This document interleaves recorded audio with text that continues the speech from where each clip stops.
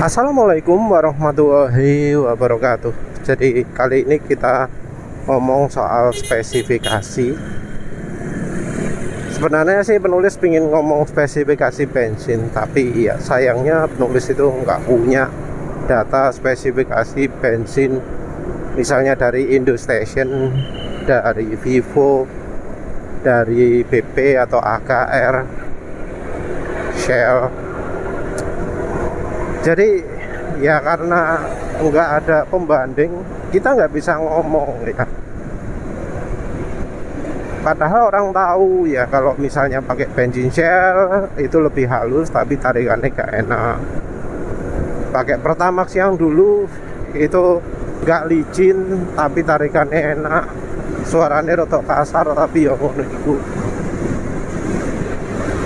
Jadi antar bensin orang itu bisa bedakan apa yang beda, bisa nyebutkan secara detail. Nah, yang masalah adalah karena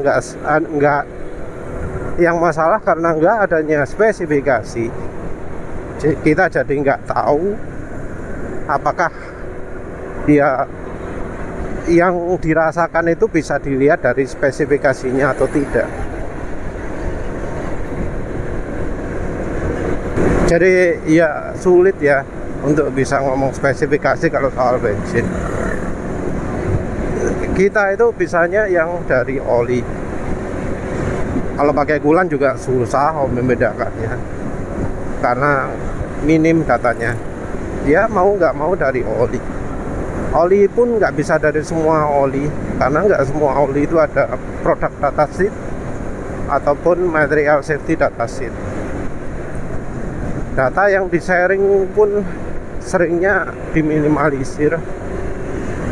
Jadi ada beberapa data yang ya termasuk penting untuk bisa mengindikasikan bahan apa yang ada pada oli itu. Tapi ya karena disembunyikan kita jadi nggak tahu. Data-data yang ada pada spesifikasi itu seringnya data-data yang sama sekali nggak bisa dipakai untuk menyimpulkan apakah oli itu baik atau enggak. Jadi biasanya data-data itu adalah data-data yang berhubungan dengan misalnya TBN. Nah memang TBN ini hubungannya dengan seberapa banyak aditif pada oli tersebut. Tapi seberapa banyak aditif tersebut tidak mencerminkan 100% kemampuan olinya. Karena ya tahu sendiri, aditif ada yang murah, ada yang mahal. Jadi oli dengan banyak aditif itu tidak menjamin olinya misalnya halus gitu ya. Kadang oli dengan aditif cuma 7 misalnya itu bikin suara mesin halus. Dan ya repotnya lagi, dari pabrikan juga tetap berusaha menyembunyikan informasi termasuk di keterangan di labelnya. Kalau keterangan di label dari pabrikan pun berani bohong juga. Bohongnya juga ya terus nggak ada batas ya. Oli terbaik masa kini, oli sip.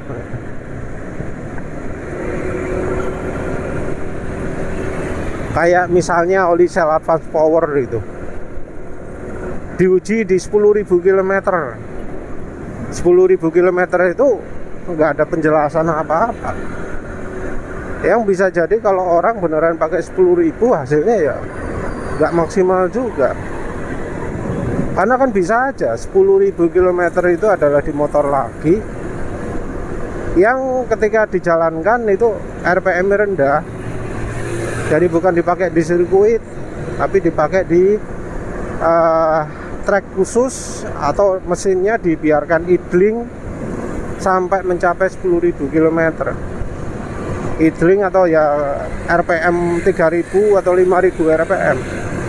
RPM yang paling ramah terhadap oli. Yang mana kita tahu. Kalau menurut penulis sih ya 10.000 yang ada di bungkusnya Shell Advance Power itu cuma gimmick ya. Karena penulis pakai di motor penulis ya sehari pun sudah terlalu encer. Sehari ya. Memang motor penulis ini nggak sehat, fuel dilutionnya parah. Tapi ya buktinya ada oli-oli lain yang ya bisa sampai 2000 km. Nah, kenapa ada oli yang bisa 2000 km sementara oli itu cuma bisa 40 km? Balik lagi ke spesifikasi oli. Spesifikasi oli itu seringnya adalah data, misalnya densitas olinya. Ya entah mengapa ada data densitas itu, apa pentingnya gitu. Ada juga data warna. Kalau warna ya boleh lah, biar konsumen bisa membandingkan. Selain itu juga ada data misalnya kekentalan. Jadi kekentalan oli ini memang ya bukan ukuran kualitas, tapi indikasi oli itu cocok untuk keperluan apa, terutama untuk pemakaian di mana, pemakaiannya bagaimana. Jadi kalau untuk cuaca yang sangat dingin ya kita harus cari yang KV 40 nya itu kecil. Kalau untuk daerah panas ya cari yang KV 100 nya agak tinggi. KV 100 maksud penulis adalah kinematic viscosity ya, di suhu 100 derajat Celcius. Jadi kekentalan itu kalau di produk datasheet namanya kinematic viscosity. Ada juga data dynamic viscosity ya, yang merupakan angka kekentalan ketika suhunya minus berapa gitu. Satuannya centipoise, menunjukkan kekentalan di suhu yang sangat dingin, di suhu beku. Mungkin ada ya channel yang ngomong bahwa kekentalan itu menentukan kemampuan oli. Ya kita nggak bisa langsung ambil kesimpulan seperti itu ya kalau menurut penulis, karena yang namanya kekentalan itu adalah kecocokan. Ada kekentalan yang tidak cocok untuk daerah panas, ada yang kekentalan tidak cocok untuk daerah dingin. Jadi kalau oli itu kental, berarti ya oli itu cocoknya untuk daerah panas, bukan berarti olinya buruk. Jadi kalau tarikan jadi berat macam-macam, itu adalah salah pilih kekentalan, bukan salah pilih tipe oli, jenis bahan oli dan macam-macam, tapi salah pilih kekentalan. Begitu juga kalau daerah panas, mesin kasar, nggak bisa RPM tinggi, itu juga salah kekentalan.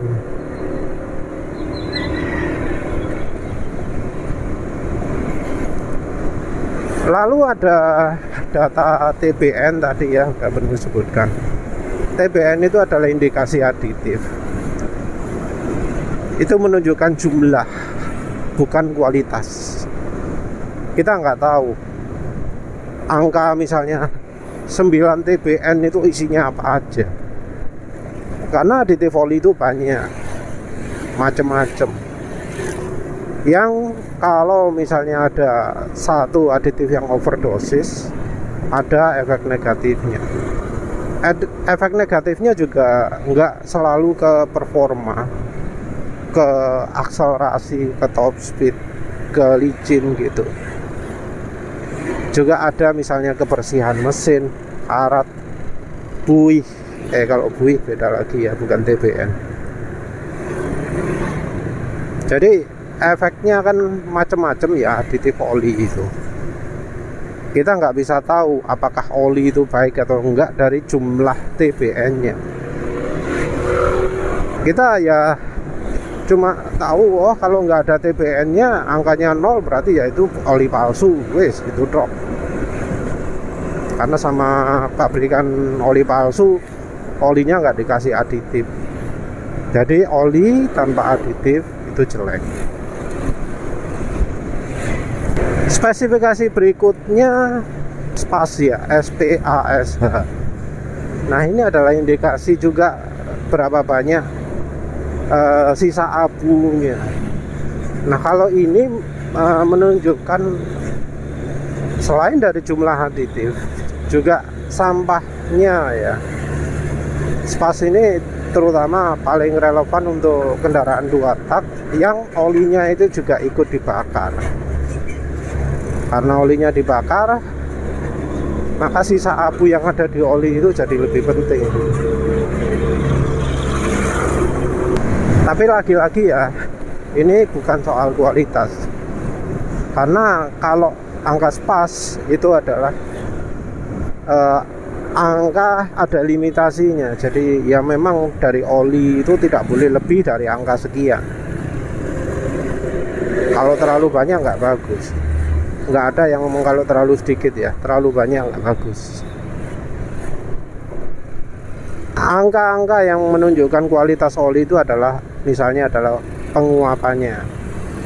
Kalau di datasheet namanya adalah evaporation loss. Ini dulu oli itu sering mencantumkan data ini. Jadi oli-oli terutama yang sintetik pamernya dari angka itu, dari angka evaporation loss. Jadi pamer, oh oli saya bagus, angka evaporation loss-nya kecil. Jadi dari angka itu oli itu pamer. Tapi sekarang ya karena makin buruknya bahan oli, pabrik-pabrik sudah mulai menghilangkan data itu. Yang berikutnya juga adalah HTHS. HTHS ini adalah standar kekentalan yang baru. Jadi angka kinematic viscosity itu adalah angka kekentalan masa lalu yang sudah sangat lama sekali, mungkin tahun 50-an atau berapa gitu ya. Nah ini dianggap tidak mewakili keadaan di mesin, karena di mesin itu nggak cuma terjadi panas, tapi juga mesin berputar, olinya bersirkulasi. HTHS ini merupakan standar kekentalan yang diciptakan untuk merepresentasikan angka itu. Jadi oli kental itu tidak cuma dari kondisi dingin dan panas saja, tapi apakah olinya itu juga bisa bertahan kekentalannya ketika disirkulasi olinya. Nah ini juga data yang dari pabrikan itu sekarang wis mbuh gak ono ya. Sudah makin sedikit pabrikan yang menyediakan data HTHS, karena jadi ketahuan ini bahan olinya bahan oli buruk. Karena kok bedanya antara kekentalan kinematiknya sama HTHS-nya kok jauh, padahal harusnya tidak begitu jauh. Kalau sampai jauh artinya olinya itu ketika disirkulasikan di mesin kekentalannya turun drastis. Selain dari HTHS juga ada data pour point, titik tuang. Titik tuang itu mengindikasikan ya bahan dasar olinya itu apa. Ya memang ini angkanya penting juga untuk yang berada di daerah dingin. Kalau daerah dingin ya tentu cari titik tuang yang sesuai kondisi. Jadi kayak di kutub utara yang suhunya bisa sampai -50, -60, ya harus cari oli yang benar-benar tahan, yaitu oli PAO, bahan PAO. Nah, karena sekarang bahan oli jadi jelek, pabrikan jadi mengurangi menunjukkan data itu. Data yang biasanya masih ada ya flash point yang menunjukkan titik bakar. Data ini ya bukan menunjukkan kualitas ya, tapi menunjukkan keamanannya. Kalau misalnya kena apa gitu sampai titik tertentu, apa terbakar atau tidak. Tapi intinya ya spesifikasi itu sekarang ini tidak menunjukkan kemampuan oli. Jadi kalau penulis diminta oli ini bagus atau tidak, tanpa coba nggak berani ngomong penulis. Karena ya nggak bisa menebak kualitas oli itu seperti apa hanya dari datasheetnya. Ya wis itu saja. Terima kasih sudah menonton. Assalamualaikum warahmatullahi wabarakatuh.